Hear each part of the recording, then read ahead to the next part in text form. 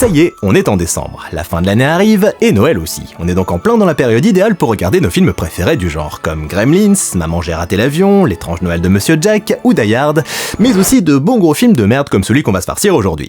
Salut à tous, c'est Guillaume Cassard, et aujourd'hui on célèbre la magie de Noël en regardant Santa with Muscles avec Hulk Hogan. Oh oh oh, c'est le père John Michael, ma gueule, et dans ma hotte j'ai le cadeau qui va sauver ton Noël. Bah ouais, parce qu'on a tous un proche qui nous sort tous les ans le fameux « Non, moi j'ai déjà tout ». Eh ben non Michel, t'as pas tout, parce que t'as pas encore Holzkern. Holzkern, c'est des montres et des bijoux pour hommes et pour femmes, faits en matériaux naturels, du bois, de la pierre, de la nacre, bref, chaque pièce est unique, comme toi, comme moi et comme ma barbe qui est entièrement naturelle aussi, évidemment. Regarde-moi un peu, t'as déjà vu un Père Noël aussi stylé? Bien sûr que non. Et ça on le doit pas simplement à mon charisme hors norme, c'est aussi grâce à mes lunettes Radiant en Hollywood et à ma montre Carlos en bois d'érable. Ah, cette montre, je l'adore. Quand je l'ai reçue, j'ai eu l'impression qu'on m'offrait du temps. C'était poétique quoi. Quand t'offres un cadeau Holzkern, t'offres pas juste un accessoire, non, t'offres un souvenir, un truc qui reste, qui se porte, qui accompagne la personne tous les jours. Ah, c'est si beau, je suis à deux doigts de lâcher une larme. Et regarde-moi ça, leur écrin vert pour les bijoux, leur pochette cadeau rouge pour les montres, c'est littéralement des cadeaux prêts à glisser sous le sapin. Pas besoin de scotch, ni d'essayer de replier du papier cadeau qui glisse. Et attention, ils produisent en petite quantité, en mode responsable, avec 2 ans de garantie, et la livraison est gratuite depuis Vienne en 2 à 5 jours. Presque aussi rapide que mes reines. Et si tu commandes avant le 19 décembre, c'est livré avant Noël. Donc si tu cherches un cadeau pour Michel, offre-lui un truc qu'il peut pas avoir en double. Une pièce Holzkern, unique, naturelle et ultra stylée par-dessus le marché. Pour profiter de tout ça à tarif réduit, clique sur mon lien magique dans la description et utilise mon code juste après. C'est hyper important pour que les elfes fassent bien leur travail. Lien d'abord, code après. On répète, lien d'abord, code après. C'est bien mon gaillard. Avec ça, t'auras droit à 15% de réduction sur ton panier. De quoi passer d'excellentes fêtes de fin d'année avec Holzkern. De rien ma gueule, à bientôt et joyeux Noël. Santa with Muscles, ou Quand le Père Noël s'en mêle, ou encore Monsieur Papa en France, Ras le titre à coucher dehors, est un chef-d'œuvre du cinéma sorti en novembre 1996 aux États-Unis. Et on est d'accord, sortir un film de Noël en novembre, c'est pas forcément la stratégie marketing la plus finaude. En tête d'affiche, feu Hulk Hogan donc, le célèbre catcheur qui nous a quittés en juillet dernier. Une véritable légende dans son domaine, malgré une réputation d'être humain relativement discutable, dirons-nous. Or donc, au milieu des années 90, Hulk Hogan a bien envie de percer au cinéma. En 1982, il avait fait une petite apparition dans Rocky III aux côtés de Stallone, un rôle qui lui avait permis de se faire connaître auprès du grand public. Mais maintenant qu'il était au top de sa carrière, il voulait aller plus loin en endossant des premiers rôles. Et c'est donc ce qu'il fera en 1989 avec Cadence de combat.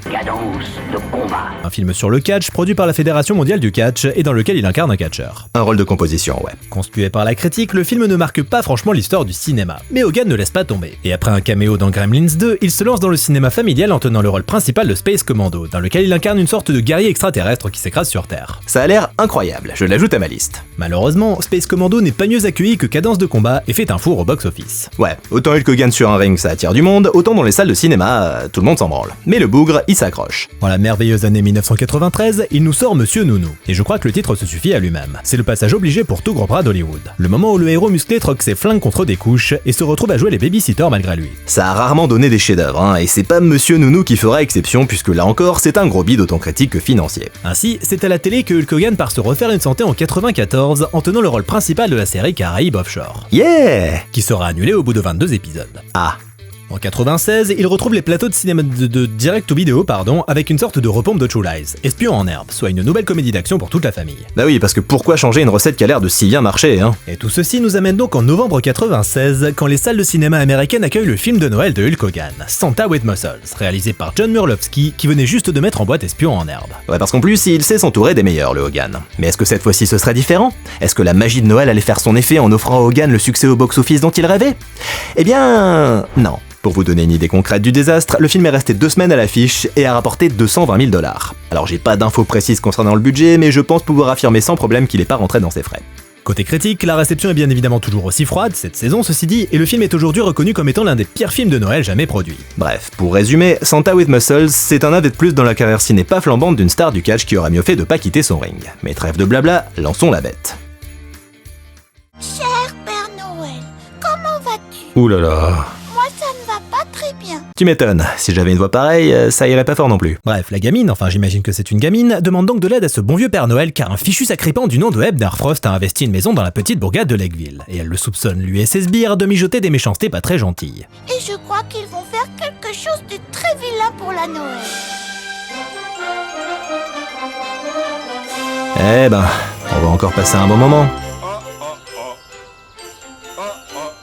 Quel entrain! Mais la gamine n'en a pas fini avec sa putain de lettre et continue donc de raconter à quel point Monsieur Frost est une personne à la moralité douteuse. Depuis quelque temps, il essaie de prendre notre orphelinat et personne ne peut l'empêcher. Je pense avoir compris qui est le méchant du film. Après quoi, nous retrouvons notre ami Hulk Hogan avec des cheveux qui est en pleine infiltration d'un QG de méchant. Et bien évidemment, Hogan, quand il s'infiltre, il fait pas dans la dentelle. Tiens, la magie de Noël dans ta gueule. Chacun des méchants se mange ainsi une bonne raclée jusqu'à ce qu'Hogan se fasse cerner. C'est un échec. Mais il s'avère que tout ça n'était qu'un exercice. Comment ai-je été? Parce qu'Hogan en fait, c'est un gars qui a fait fortune en vendant des compléments alimentaires avec sa tronche dessus. Ma photo sur la boîte doit être plus grande.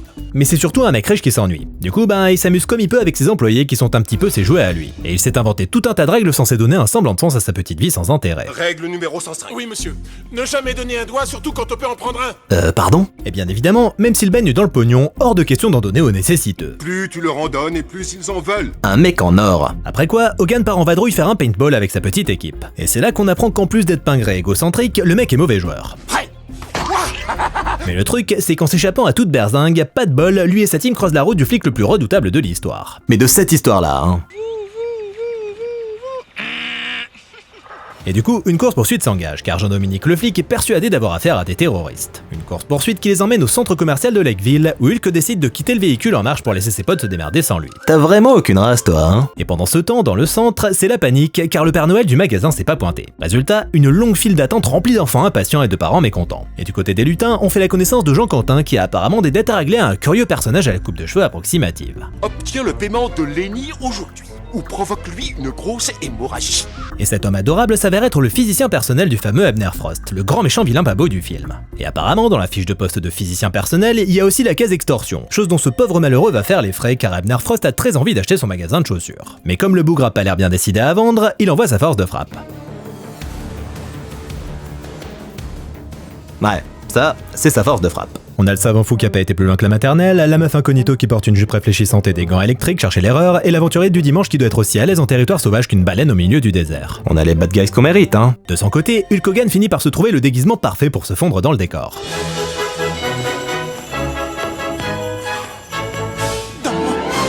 Ah, voilà qui tombe mal. Non, excusez-nous, Père Noël. Ah mais oui, j'ai oublié qu'ils étaient complètement cons. Mais malheureusement, sa ruse ne fonctionne pas aussi bien que prévu, car ils aperçoivent son treillis qui dépasse de son manteau. Il se lance donc à ses trousses dans les couloirs, mais il perd bien vite sa trace. Car notre Hulk Hogan, c'est un vrai petit caméléon, un as de la discrétion, le roi de la planque. Bien évidemment, la réussite d'une telle entreprise dépend aussi beaucoup du degré du jeu de ceux qui le recherchent. Et alors que les deux flics s'éloignent et que Hulk pense être tiré d'affaire, voilà pas qu'il se mange un Père Noël en pleine tronche. Du coup, il chute, il se cogne, et il atterrit devant Jean Quentin le lutin, qui en profite pour lui faire les poches. Et bien vite, il découvre qu'il a affaire au type le plus riche des environs. Je suis riche. Je suis plus riche que riche. Je suis trop riche. Alors, arrête ça immédiatement, tu me mets mal à l'aise, et sinon t'es au courant qu'il va juste se réveiller, voir que sa carte a été volée et faire opposition auprès de sa banque? T'es pas du tout riche là, hein? Mais apparemment, Jean Quentin préfère imaginer que sa vie est autre chose qu'une longue succession d'échecs. Le déni. Et alors qu'il va pour quitter les lieux, Hulk se réveille et il a l'air un peu perdu. Je n'ai pas saisi votre nom. Ça va? Je ne m'en souviens pas. Ah d'accord, il va nous faire le coup de l'amnésie. Et du coup, Jean Quentin tente de le convaincre qu'il est le Père Noël. Et il s'avère que ça marche. Le Père Noël? Vous êtes sûr? Et comme Jean Quentin est par pas le pôle Nord, il l'emmène avec lui pour qu'il puisse faire son job de Père Noël. Ce serait une réaction non scriptée de la part d'Hogan que ça m'étonnerait même pas. Et pendant ce temps, c'est le festival du voleur naze. Jean Quentin retire de l'argent pour la première fois de sa vie apparemment, on dirait qu'il découvre qu'il faut remplir 2-3 conditions de base, et deux gars font de leur mieux pour voler les dons adressés à l'orphelinat local. Sauf que leur mieux c'est loin d'être suffisant. Du coup, les deux zigotos se font vite capter, et Hulk décide d'intervenir pour leur faire un petit rappel des bases de l'esprit de Noël.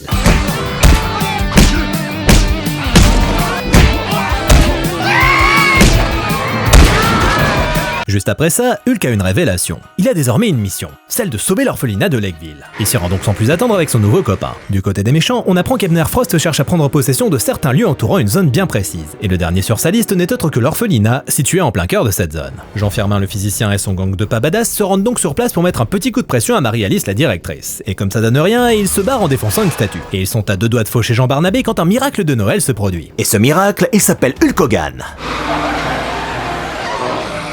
Et son deuxième prénom, c'est Stéroïde. Après quoi, les méchants s'en vont et Hulk fait connaissance avec Marie-Alice, Jean Barnabé et les 3 enfants de l'orphelinat. Il y a Elisabeth, la gamine avec une voix insupportable. Tu as dû faire un très long voyage. Non mais ne parle pas s'il te plaît. Mila Kunis dans son tout premier rôle au cinéma, et Taylor dont l'occupation principale consiste à faire la gueule. Et pendant que Marie-Alice la directrice lui raconte les problèmes qu'il rencontre avec les sbires d'Abner Frost, Elisabeth lui apporte un goûter à base de délicieux cookies et d'un grand verre de lait. Tu n'aimes pas les pommes de terre frites au chocolat? Attendez, quoi? Magneto, Tu n'aimes pas les pommes de terre frites au chocolat? les pommes de terre frites au chocolat? Sans déconner, vous avez traduit chocolate chip, pépites de chocolat, par pommes de terre frites au chocolat? Ben, je vois que tous ceux qui ont bossé sur ce film étaient de vrais champions, dites donc. Bref, après avoir mangé les délicieuses pommes de terre frites au chocolat, Hulk et son acolyte sont invités à rester dormir à l'orphelinat, ce qui ravit tout le monde, sauf Taylor, qui fait la gueule. Le lendemain, Elizabeth et sa voix nasillarde apprennent à Hulk Hogan de nouvelles règles, celles du Père Noël. Et autant vous dire qu'elles ont rien à voir avec la règle du doigt. Tu viens toujours aider les personnes moins chanceuses que toi. Tu ne tournes jamais le dos à quelqu'un dans le besoin. Dans le doute, n'hésite pas à aider. Et Nouvelle règle, arrête de parler. Quant à Mila Kunis, elle a retouché son costume de Père Noël pour lui offrir un look un peu plus badass. Et Taylor, Il fait la gueule. Après quoi, Jean-Quentin se fait remonter les bretelles par Abner Frost, qui lui ordonne d'éloigner Hulk Hogan de l'orphelinat. Du coup, il tente le coup, mais Hulk il veut pas partir. Quelque chose en lui interdit de le faire. En perdant la mémoire, il a trouvé une conscience. Je suis fier de toi, fiston. T'as quand même réussi à devenir quelqu'un de bien. Qu'est-ce que tu déconnes, Jean-Barnabé, t'as picolé? Mais c'est alors qu'on jette une tête à travers la fenêtre. c'est la tête de notre statue. Ouais, une vraie tête, ce serait peut-être un poil trop hardcore pour le public visé. Du coup, Hulk part affronter les méchants, et bien évidemment, il gagne, ce qui rend tout le monde heureux. Sauf Taylor qui fait la gueule. Et après qu'ils aient tous remercié leur sauveur d'avoir vaincu les méchants, ils se rendent compte que Taylor a disparu. Est-il parti faire la gueule dans un coin? Eh ben non. Le jeune effronté a décidé de rendre une petite visite à Abner Frost pour attaquer le problème à la racine. À grands coups de lance-pierre. Fougueuse jeunesse. Hulk et son insupportable acolyte partent donc à sa rescousse et lui font la morale en lui disant que c'est pas gentil d'être méchant. Oui, va dire ça à ceux d'en face, hein. Taylor et Jean-Quentin quittent donc les lieux, mais Hulk décide de rester sur place pour aller espionner le fameux Dr Frost, ce qui lui permet de jeter un œil à la carte qui indique la fameuse zone convoitée par ce dernier. De retour à l'orphelinat, Hulk est bien décidé à trouver ce qui intéresse tant le méchant. Et d'après lui, ça pourrait bien se trouver dans les sous-sols de l'orphelinat, où les enfants lui apprennent l'existence d'une porte blindée dont ils sont parvenus à trouver les 3/4 de la combinaison. Pour ce qui est du dernier numéro, Hulk semble avoir une illumination et parvient donc à ouvrir la porte. À l'intérieur, une véritable mine de cristaux. De cristaux explosifs. Ouais, Taylor, quand il fait pas la gueule, il fait péter des trucs. Va falloir consulter, bonhomme, hein. Une fois sorti, Hulk plonge en pleine crise existentielle. Comment a-t-il fait pour trouver cette combinaison? Pourquoi n'est-il pas au pôle Nord? Comment les enfants du monde auront-ils leur jeu le 25 décembre? Et je déconne pas, hein, il pose vraiment ces questions. Du coup, Jean-Quentin lui explique qu'il n'est pas vraiment le Père Noël. Qu'est-ce qu'il est con quand même. Mais comme Jean-Quentin ça reste une petite fouine qui fait passer ses intérêts avant ceux des autres, il réarrange la vérité et lui raconte n'importe quoi. C'est ce que tu portais quand je t'ai trouvé. Comme tu le vois, il y a du sang. Peut-être qu'on va découvrir que t'es recherché comme criminel.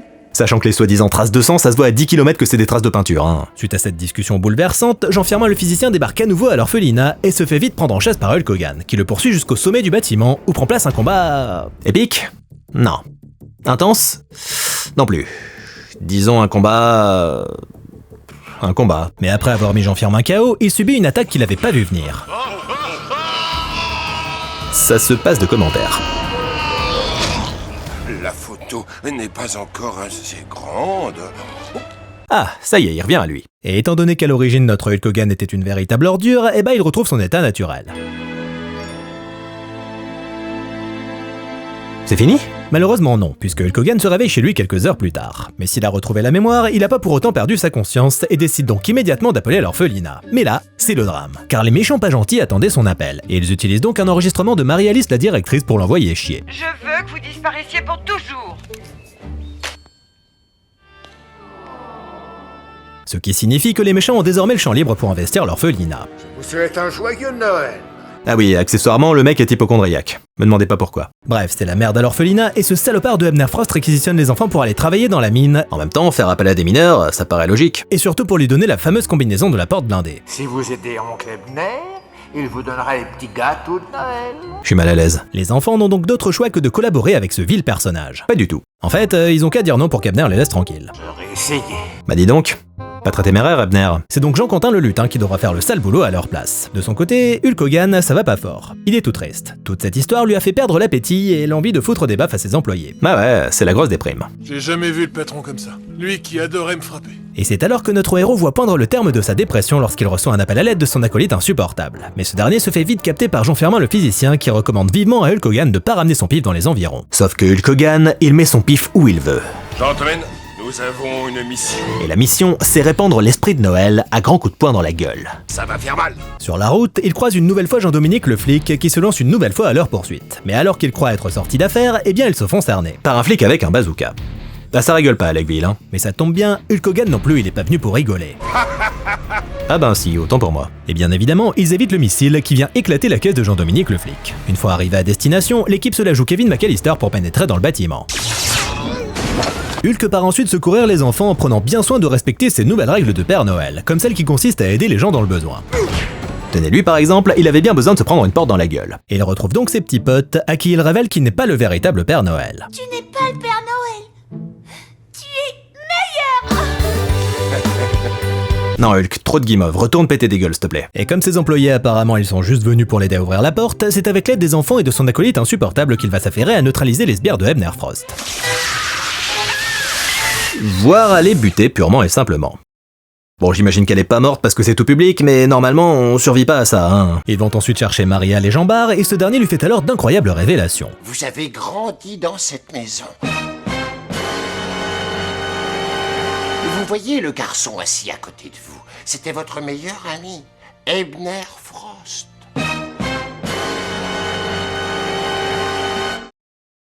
Et pendant ce temps, Marie-Alice et les enfants s'affairent à enfermer Jean Firmin dans la chambre froide. Après quoi, c'est le moment de la confrontation finale tant attendue entre les deux anciens amis. Ça promet d'être déchirant. Hulk tente bien de ramener son copain à la raison, mais c'est peine perdue. Il semble bien être un irrécupérable trou du cul. Du coup, ça part en duel de cristaux explosifs, une discipline dans laquelle Hulk est pas bien doué apparemment, puisque s'il en ressort vainqueur, c'est uniquement grâce aux interventions fortuites de ses copains. Bah enfin Hulk Hogan, depuis quand t'as besoin d'aide pour péter des gueules? Mais une fois le duel terminé, les ennuis continuent, puisque la mine tout entière est sur le point d'exploser. Du coup, ils évacuent dans la panique, et tout le groupe assiste à la destruction de l'orphelinat avec tristesse.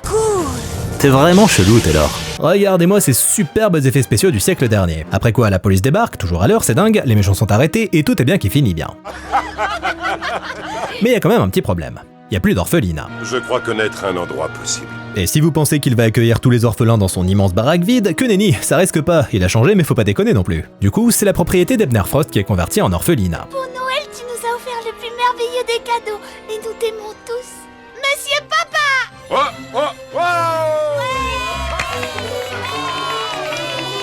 Et c'est donc sur cet excès de guimauve que s'achève le film.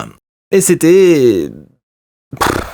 Bah, vous avez bien vu ce que c'était, hein. Santa with Muscles ne fait pas partie des grands classiques de Noël, et c'est pas franchement compliqué de comprendre pourquoi. Y a pas grand chose qui va dans ce film qui se contente de cocher une à une les cases du divertissement de Noël lambda à base de rédemption et de bons sentiments. Ajoutez-y des méchants caricaturaux et un casting qui cabotine comme pas permis, et vous obtenez le navet de Noël parfait. Si la carrière d'acteur de Hulk Hogan n'est pas franchement restée dans les mémoires, c'est pas pour rien. Merci à tous d'avoir regardé cette vidéo et merci à Holzkern de l'avoir sponsorisé. N'oubliez pas de cliquer sur le lien en description et d'utiliser le code Guillaume pour commander leur super produit à tarif réduit moins 15% et être sûr de faire des heureux pour Noël. Quant à moi, je vous souhaite de très bonnes fêtes de fin d'année et je vous dis à l'année prochaine du coup, parce que c'était la dernière vidéo de l'année. 2026, ça va être un peu particulier, il va y avoir pas mal de nouveautés sur la chaîne donc j'ai hâte de vous montrer tout ça. Voilà, ça va se mettre en place petit à petit, mars-avril, dans ces eaux-là, peut-être un peu avant, on sait jamais, mais non, je pense plutôt mars-avril. On va pas faire trop de plans sur la comète, mais voilà, sachez que ça va bouger. Après toutes ces années, donc c'est chouette. Et sinon, je vous invite comme d'habitude à commenter, liker, partager, vous abonner si c'est pas déjà fait, venir me soutenir sur Tipeee si vous vous sentez généreux, ou m'acheter un superbe t-shirt John Michael Advertising sur la boutique en ligne. Quant à moi, je vous dis à bientôt, et je vous souhaite encore une fois de très bonnes fêtes de fin d'année. Salut!